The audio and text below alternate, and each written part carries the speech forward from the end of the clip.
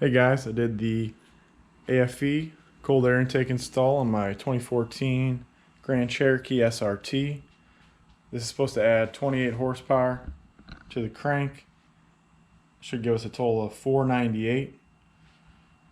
And at the same time, I also did the JLT catch can.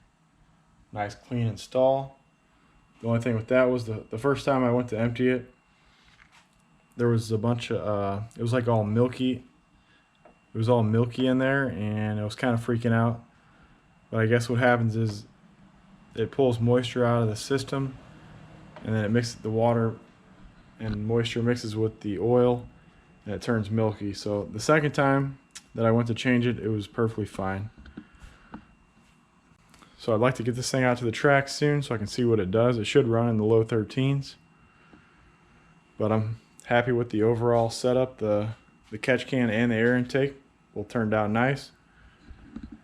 Can't really tell at the pedal too much, but it just a lot less restrictive than the stock air box.